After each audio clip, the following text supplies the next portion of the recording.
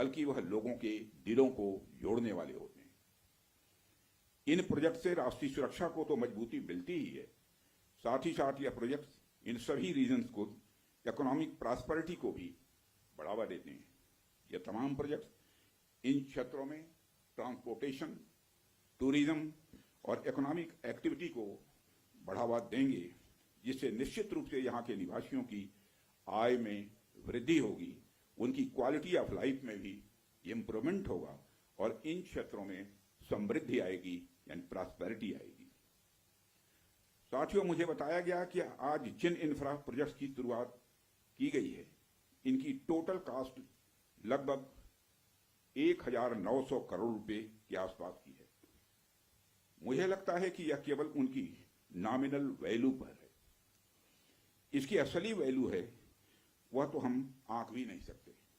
इन सड़कों के माध्यम से जब कोई बच्ची स्कूल जाएगी और अपना भविष्य बनाएगी, तो उसके इम्पैक्ट का आकलन भी हम नहीं कर सकते। इन ब्रिजेस के माध्यम से जब यहां एम्बुलेंसेज दौड़ेंगी और समय पर लोगों को इलाज होगा, उसकी वैल्यू को भी नहीं आंका जा सकता है। जब इन सड़कों के माध्यम से विभिन्न संस्कृति के लोग आपस में जुड़ेंगे या फिर एक दूसरे से जो कुछ सीखेंगे, उसकी वैल्यू कोई भी आंक नहीं सकता है।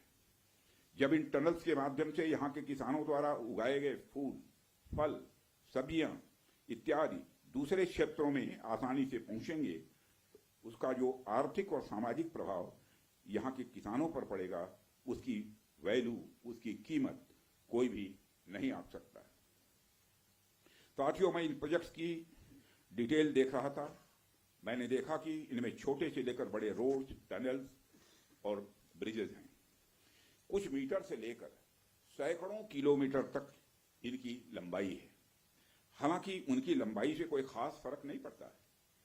कोई पुल अगर छोटा है, कोई सड़क यदि छोटी है, तो इससे कोई खास फर्क नहीं पड़ता, क्योंकि दुनिया की लंबी से लंबी जो यात्राएं होती हैं वह सिर्फ एक छोटे से रास्ते से ही शुरू होती हैं।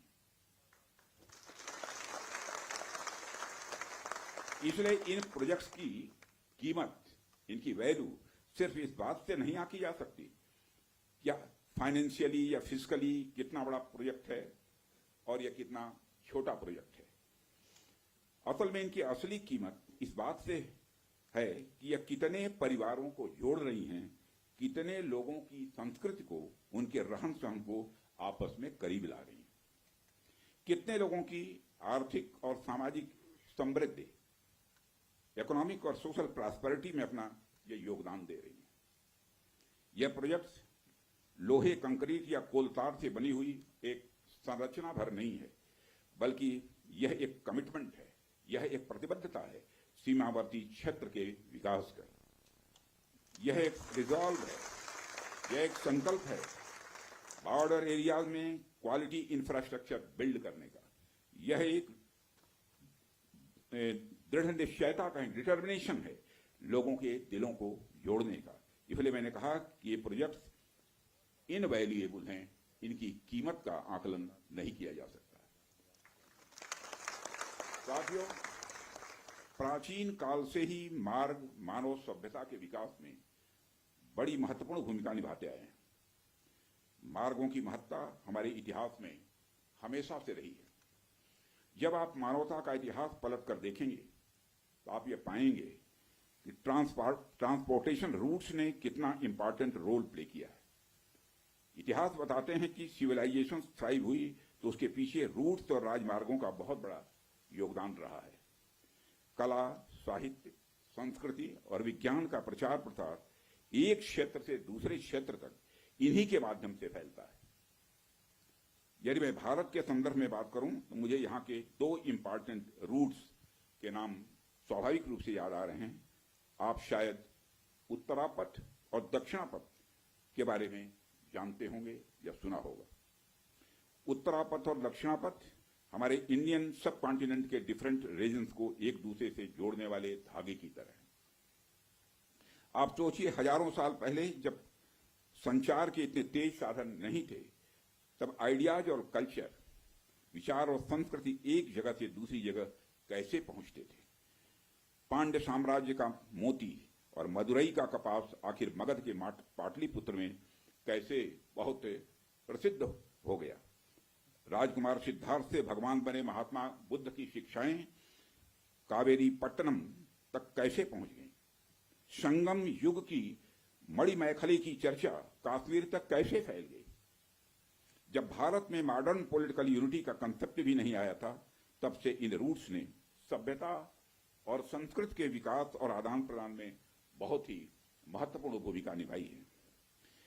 यदि हम महात्मा बुद्ध के बाद के इतिहास पर भी नजर डालें, तब भी हमें यह देखने को मिलता है कैसे दूसरे क्षेत्रों से आकर लोगों ने भारत की संस्कृति को समृद्ध किया और भारत की संस्कृति से भी उन्होंने बहुत कुछ सीखा भी है। इन मार्गों का महत्व तब भी इतना ज्यादा था कि व्यापार के लिए समर्पित सड़कें बनाई जाती थी। आप जब सिल्क रूट के बारे में जानते हैं, आप सभी को मालूम है सिल्क रूट के बारे में, जिसने एक तरह से पूरे एशिया और मध्य यूरोप तक को कवर कर लिया था। भारत से भी उस सिल्क रूट का एक बड़ा हिस्सा होकर गुजरता था, जिससे न सिर्फ सामान बल्कि संस्कृति और विचार का भी एक्सचेंज, आदान प्रदान यह होता था। एशिया और यूरोप के बीच कल्चरल एक्सचेंज, सांस्कृतिक आदान प्रदान में भी सिल्क रूट का बहुत बड़ा योगदान रहा है। साथियों, सिर्फ स्थलीय मार्ग का ही नहीं बल्कि जलीय मार्ग का भी ह्यूमन सिविलाइजेशन, मानव सभ्यता में एक बहुत बड़ा महत्व रहा है। मेसोपोटामिया की सभ्यता के साथ हमारा व्यापार जलीय मार्ग से ही होता था। अरब के जो व्यापारी आते थे वह भारत में जलीय मार्ग से ही आते थे। इन रूट्स का असर हमारे संस्कृति पर, हमारे परंपराओं पर और हमारी अर्थव्यवस्था पर तो पड़ा ही, साथ ही साथ इन रूट्स ने दुनिया को कई सारी नई चीजें भी सीखने को दी हैं। आप में से बहुत से लोग इस बात को जानते भी होंगे कि मानसून की हवाओं का जो कंसेप्ट है, और उसको सबसे पहले अरब के यात्रियों ने खोजा था, और वह कंसेप्ट तब खोजा गया था जब वह जलीय मार्ग से भारत में आते और जाते थे।